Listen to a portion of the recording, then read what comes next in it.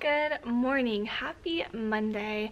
It's Monday morning and I'm super excited for a new week and I'm not like exhausted like I was last week, but there's a vlog from last week that did not go up, and in it I explained a couple different things, so I just figured I'll just go ahead and explain it now and then go from there.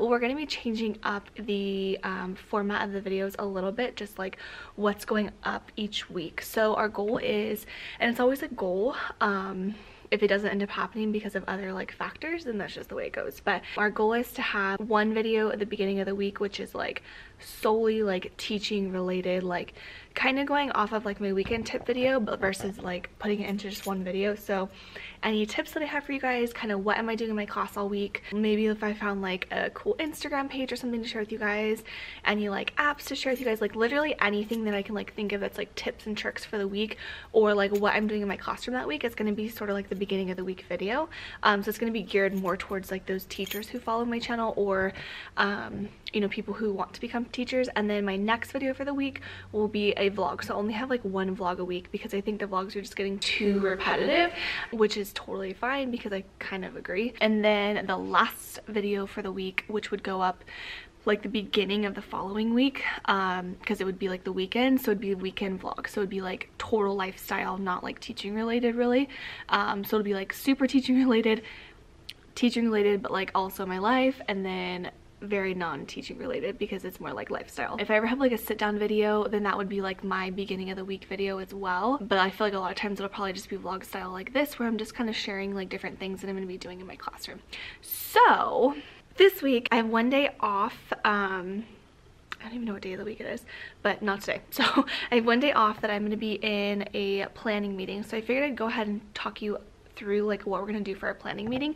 So my team is getting pulled out for a whole day, and basically our plan is to take a calendar, take our high priority standards, and start mapping out the order that we would like to teach everything. So we go through and we figure out like what would make the most sense in order of, or what would the best sense in order to teach it. Does that make sense? I don't know. I think you get what I mean though. And then how long do we think we need? So we've all been in second grade as a team.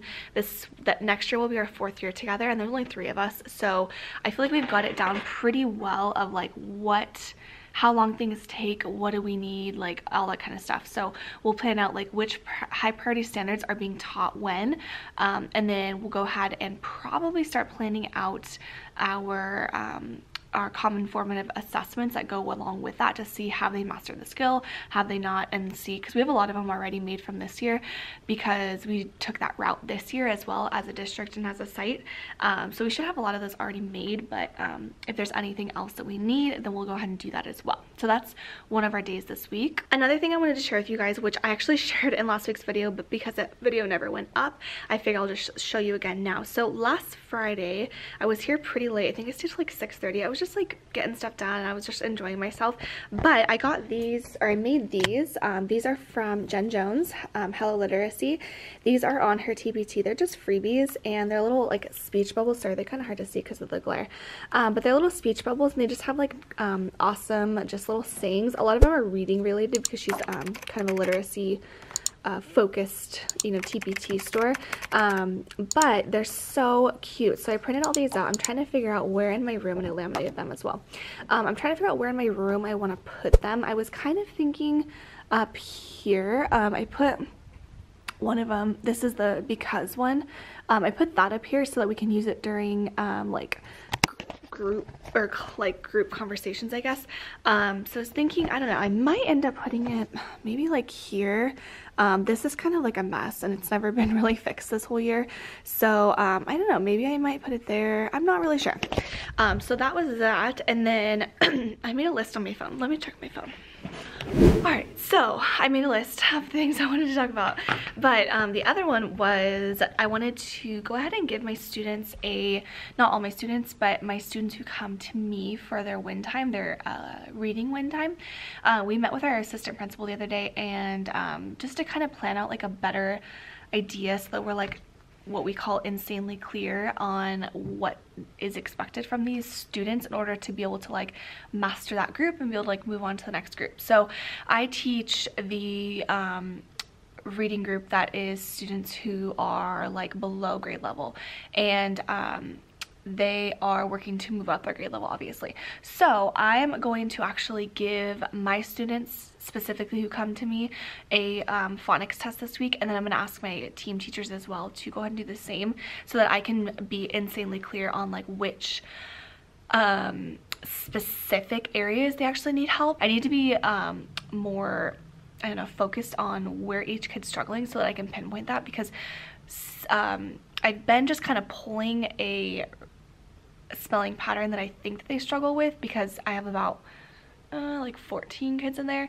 and they definitely do. Like it's not like I'm totally off track, but I want to know exactly like where they are struggling. So I've been doing like blends, and I've been doing them like magic E and digraphs and stuff like that, and I know those are areas that they do struggle with, but I need to kind of see like exactly where I should start with them. So that's one thing I'm doing this week, hopefully. We'll see. And then, why did I write down bookmarks?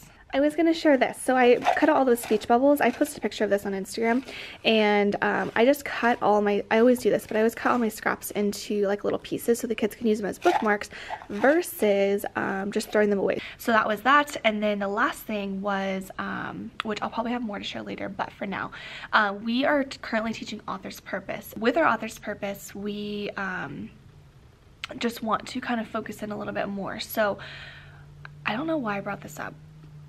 Besides, I was just going to show you how we're assessing them. So basically we have a like flow map. So it's like a box and then a box.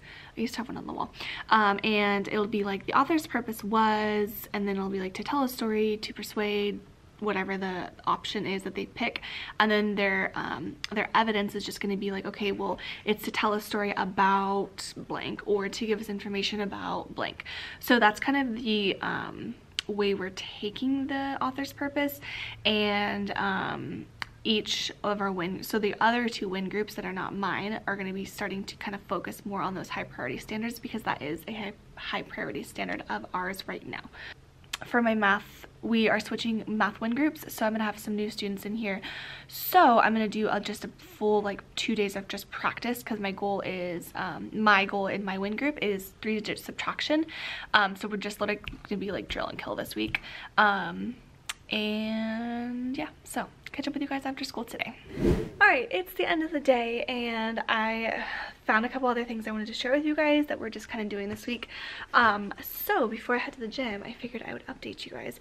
Also, I figured I'd show you my outfit, because I haven't done that in a very long time, and we'll just count teacher fashion as very teachery. I have this dark blue dress on. It's just got like little, almost like polka dots like within the fabric, kind of, and it has this little tie with a clip on it, and then like these little beads. It's from Macy's. I don't know what brand it was. And then it's got like a little ruffle, and then I just have on my little shoes, and that's literally it. Anyway, so I was gonna share, I was really excited with how my guided reading groups went today. So I was gonna show you what I did with that. I guess I'll just take a seat. So I had my students, this wasn't like all my groups, but a couple, one or two of my groups. We were focused on kind of just short vowels. And so I used the Elkunin, however you say that, Elkunin boxes, sound boxes. And I would have them put like a, I'm like out of breath. I would have them put a CVC word in here, and then we were practicing changing one letter to make a new word. So I would write like, okay, let's put mat on here, and then we would change, okay, I want you to change one letter and make it say mit. And then I would have them, then we had it to where we had like 3 words that had, and I would just cover this last box up, so it's three boxes, and they would like, to be like mit, mat, met or something. So like the same beginning and end sound, and then the vowel in the middle would change. And so I had them like read through like a bunch of times so they could like hear the difference between the words. So we just worked on that for like 15 minutes, just like sounding out words. And I used I don't have another one, but I used basically one of these books from Reading A to Z. These are the decodable books, so they have like more of a pattern to them. So like this one in particular is a lot of O, short O sound, I think, I guess. And so I would just pull out words like from here and then have them like build on top of that. So that's what we did with one of my reading groups. The other one we were working on some digraphs, so I did that a little bit, kind of the same concept but with digraphs at the beginning, and that's why these digraphs are up here. And we talked about like what each of them sounds like. So we have like SH, sh, sh, sh, TH, we said thumb, thumb, thumb with your tongue, tongue, tongue, because you use your tongue to make like the th sound. And then WH we didn't have one for. CH, cha, cha, cha, and then PH we just say phone, phone, phone. I don't know. And then for math, I actually really liked what we did for math today. I kind of took the idea from Eureka without even realizing it. So this is what our Eureka lesson looked like today. So they had them drawing it out and then solving it vertically, which is just the standard algorithm, so that they could see like the connection between the two. But I had kind of, well, I guess I didn't really do that. I kind of did that a little bit in my WIN group today. So we just did 3-column notes, and we had I had them solve it using the standard way. And then I mentioned in my Friday vlog, which I said never went up, but I have been introducing the standard algorithm to my students now that they have like kind of mastered it using the non-standard way. I just feel like at this point they can visualize the like place value stuff in their heads as they're going through, and then I have them check their work with the addition, which is what Eureka has them do all the time. And I think that's a really good skill to have and a really good strategy to use. And it's something that I feel like I've never been very good about, like forcing my kids to do it, so I'm glad that Eureka kind of does that, because it reminds me to do that, and have them like check it every single time. So that's what we did. And then we had our awards today, so we didn't have WIN this afternoon.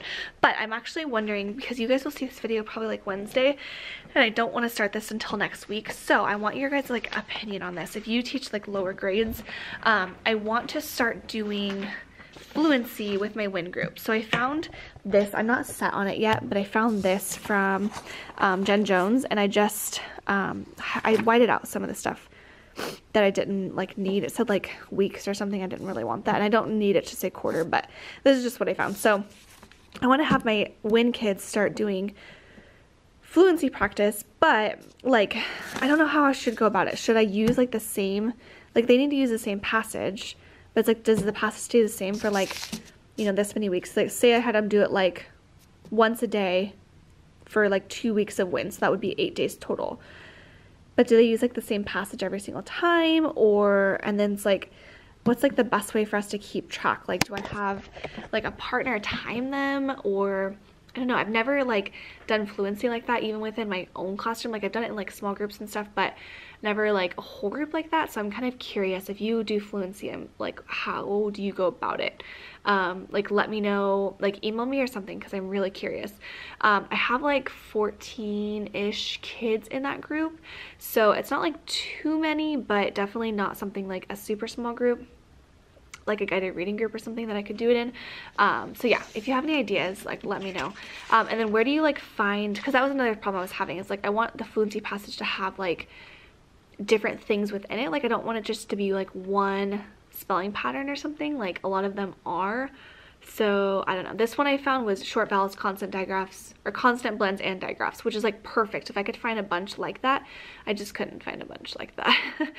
I think that's it for today and for this week. So I will vlog one day this week. It'll probably be, I don't know, maybe like Wednesday or Thursday, and then you guys just let me know, like, do you like this style of video where I'm literally just talking about all teaching stuff, like not like kind of vlog style, but not really? And then I'll obviously like throw in sit down videos if there ever is one. But I do think just any sort of like tips or tricks or ideas that I have for you guys, or anything I just want to share with you, I think this would be a good day to do it, versus my vlog would be more just like my life as a teacher, and then the weekend vlog would just be like my life outside of the classroom. So I think I'm kind of gonna like it. We'll see how it goes. Yeah, so with that, I'm gonna go, and I will see you guys one day this week, not tomorrow, one day this week. And if you haven't already seen my Miami vlog, make sure you watch that. It'll be like, it's on my channel. It's so much fun. I just keep reminiscing on the day or on the weekend. It was just so much fun. I need to go back. But Countdown to Ron Clark is coming and I'm just so excited. So I'll catch you guys later. If you haven't already liked this video, make sure you give it a thumbs up. And if you haven't already subscribed, make sure you subscribe to my channel. It would really mean a lot to me. And we're so close to 30,000. So I love you guys and I'll see you later.